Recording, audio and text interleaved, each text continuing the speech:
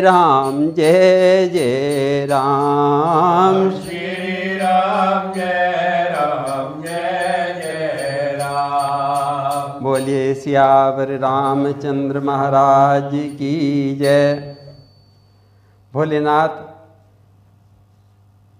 पार्वती जी को कथा सुनाते हुए कहने लगे कि भगवान की स्तुति करके सारे देवता अपने अपने लोकों को चले गए।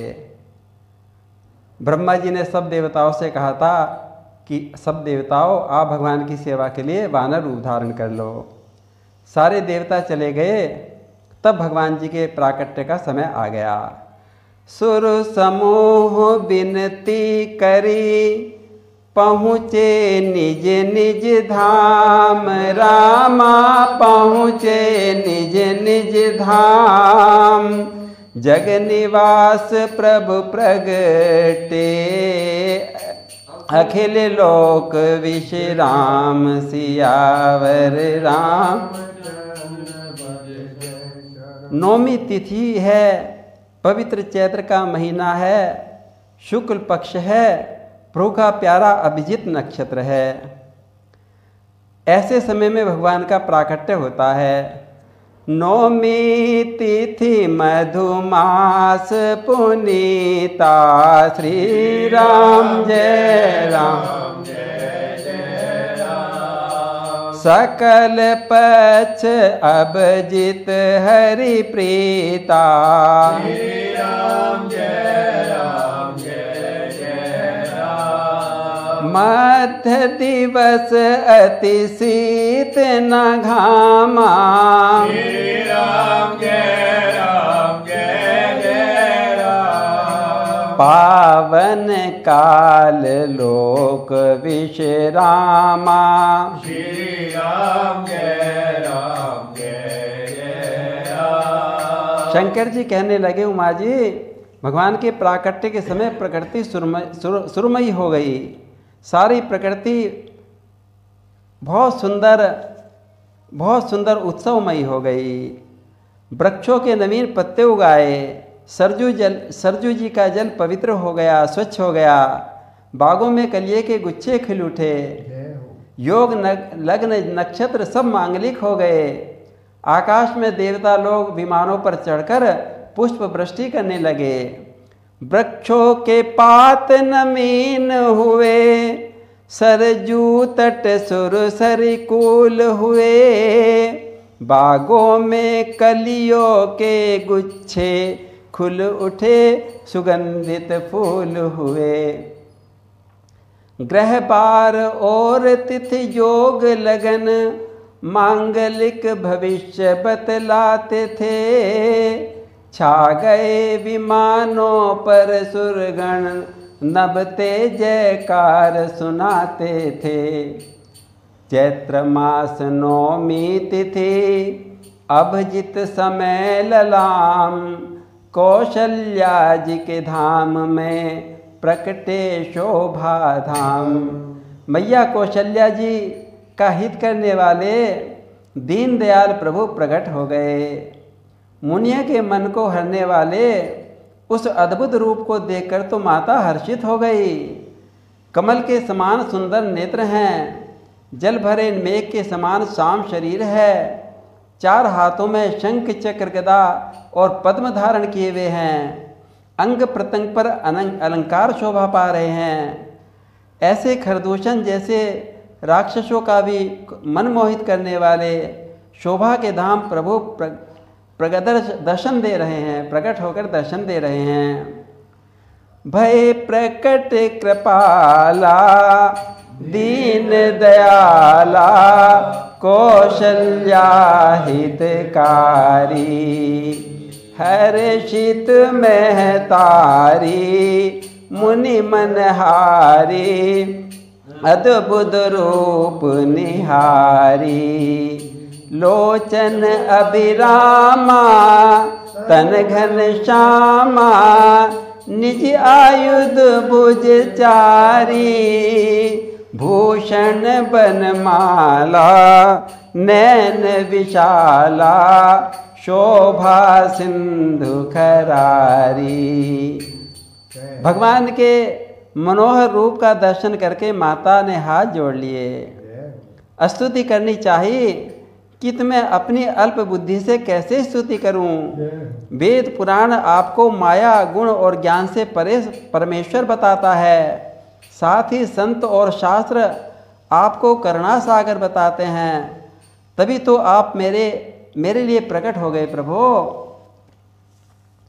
कह दोई कर जोरी स्तुति तोरी केहि विद करहूँ अनंता। माया गुण ज्ञाना तीत अमाना वेद पुराण भनंता। करना सुख सागर सब गुण आगर जहि गावहि श्रुति संता।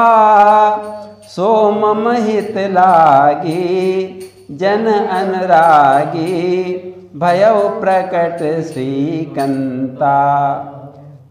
देखो उमा माता कौशल्या जी कहने लगी कि हे प्रभु, वेदों का कहना है कि आप इतने बड़े हैं कि आपके एक एक रोम में करोड़ों करोड़ ब्रह्मांड समाये हुए हैं। उन अनंत भगवान को मैं कैसे अपने गर्भ में धारण करूंगी। ये बात सोचकर मेरी बुद्धि तो चकरा जाती है। प्रभु मुझे उपहास का पात्र मत बनाइए। ब्रह्मांड निकाया निर्मित माया रोम रोम प्रतिवेद कहे मम उर सोवासी यह उपहासी सुनत धीर मति थिर न रहे।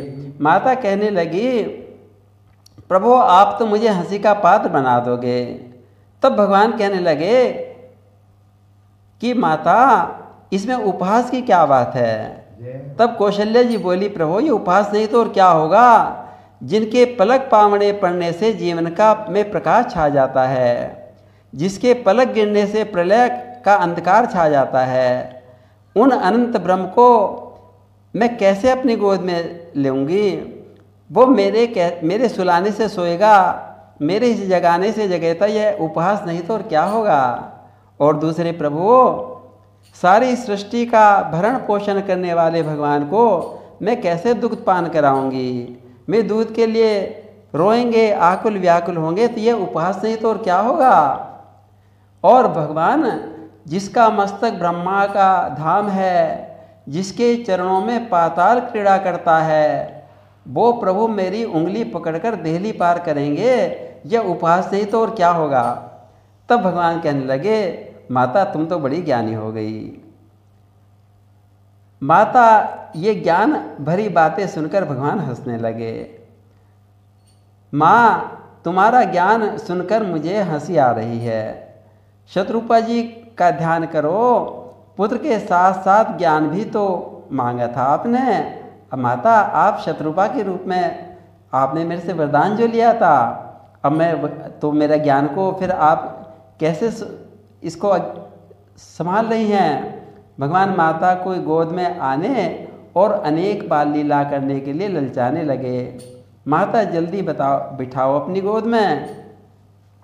उपजा जब ज्ञाना प्रभु मुस्काना चरित बहुत विधि कीन चहे कही कथा सुहाई मात बुझाई जही प्रकार सुत प्रेम लहे कही कथा सुहाई मात बुझाई जही प्रकार सुत प्रेम लहे। तब माता कौशल्या जी कहने लगी पुत्र रूप में मांगा था तो 4 हाथ वाले विराट को मैं कैसे अपना पुत्र बनाऊं, कैसे गोद में बिठाऊं। तब भगवान बोलने लगे माता तुम्हें क्या करूं, कैसे मैं आपकी गोद में आऊं। तब माता कौशल्या जी कहने लगी प्रभु क्या करूं, क्या ये विशाल रूप छोड़ दो, छोटे से बालक बनकर मेरी गोद में आ जाओ, इसमें क्या बात है। भगवान कहने लगे जो आज्ञा माता। यो कहकर भगवान छोटे से नन्हे से बालक बनकर माता की गोद में आ गए और लंबे लंबे आंसू बहा बहा कर रोना शुरू कर दिया। माता पुनि बोली सोमति डोली, तजहु तात यह रूपा, कीजे शिशु लीला अतिशय प्रीला, यह सुख परम अनूपा।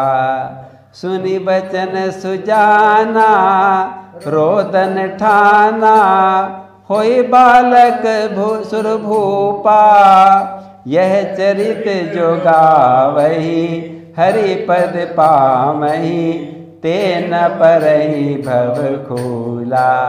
और हरि जो गावही, हरि पद पावही, ते न परहि भव कूपा।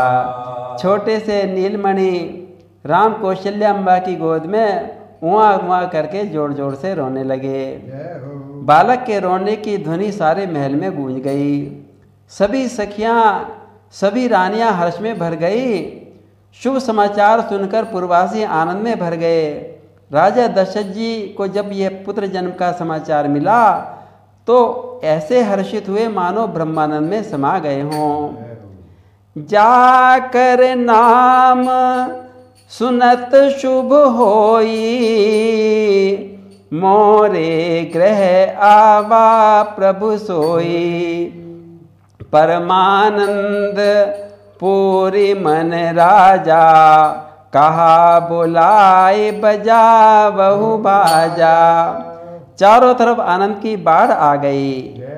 और उस समय दासियों ने आकर कहा कि हे महाराज, महारानी केकई के भी पुत्र हुआ है और उधर सुमित्रा मैया के भी पुत्र, 2 पुत्रों को जन्म दिया है।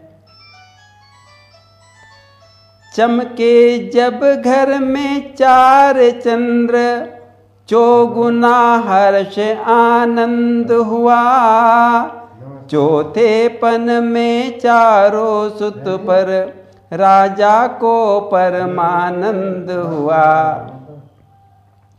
घर द्वार न था ऐसा कोई, जिसमें उस दिन त्योहार न हो, परिवार न था ऐसा कोई, जिसमें मंगलचार न हो। और इस प्रकार राजा दशरथ जी ने पुत्र के जन्म के उत्सव में मनाने के लिए सबको आदेश दे दिया कि घर घर आनंद मनाया जाए और खूब बाजे बजाए जाएं। बोलिए सियावर रामचंद्र महाराज की जय।